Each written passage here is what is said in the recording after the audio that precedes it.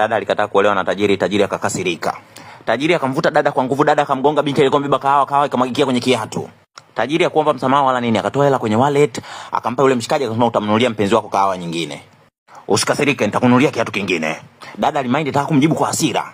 Ghafla kuna mshikaji fulani hivi handsome akainama chini, akaanza kufuta viatu vya binti kwa kutumia shati lake jeupe. Tajiri alimaindi kuona mshikaji anafuta viatu vya demo aliyetoka kumkataa. Mia alimwangalia tajiri kwa dharau, tajiri akasepa. Jamaa aliyekuwa anafuta viatu vya binti anaitwa Ethan. Hakujua kabisa kwamba huyu binti ni bilionea na hela kichizi. Mia alimwangalia Ethan. Uhandsome wa Ethan ulifanya moyo wa Mia udunde kwa spidi kubwa sana. Vishakuwa visafi, unaweza kaenda. Mia aligundua kwamba Ethan ni muuza mikoba wa hii mall.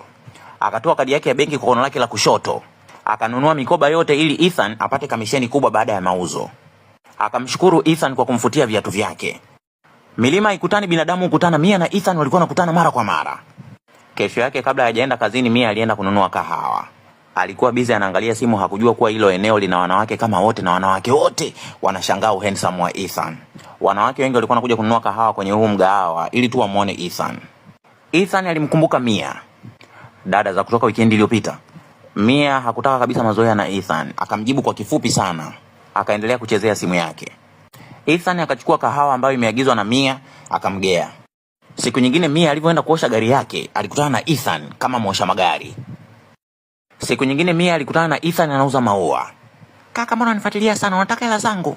Sio kwamba nataka hela zako dada, mimi ni mtoto wa kimaskini, sichagui kazi ya kufanya. Nafanya kazi nyingi sana hapa mjini. Akampa Mia ua, akarudi kuwahudumia wateja wengine. Uhandsome wa Ethan ulifanya mademu wanunue maua kwa wingi sana. Siku moja mchana, bodaboda wa delivery aliingia moja kwa moja hadi kwenye ofisi ya Mia. Bosi, nilimwambia haruhusi kuingia bila ruhusa, akalazimisha. Kwa nini unakuwa sio mstaarabu? Nimeambiwa huu mzigo nikufikishie wewe moja kwa moja. Nahitaji kitambulisho chako ili nikupe huu mzigo. Mia alimaindi, akachukua kitambulisho chake akakitupa kwa hasira mezani. Bodaboda akavua kofia yake. Mia alishangaa kichizi kuona Ethan kumbe ni dereva bodaboda pia. Jamani, huyu kaka anapumzika saa ngapi? Dada, mbona unanifuatilia sana? Haiwezekani, kwenye kila kazi ninayofanya nakutana na wewe. Kuanzia mall hadi hapa unanifuatafuata kwa sababu mimi ni handsome. Baada ya Mia kusaini, Ethan akaondoka. Huyu kaka, hii ni kazi ya 5 namuona anafanya. Anafanya kazi ngapi? Wanadamu wanatakiwa walale masaa 8. Hivi analala kweli hata masaa 4 huyu? Kesho yake asubuhi Mia alikuwa anakula mkate huko anaangalia umbea wa mtandaoni. Kila asubuhi kabla hajaenda kazini alikuwa anapitia peji za kina Juma Lokole, anaangalia umbea, anakunywa zake maji.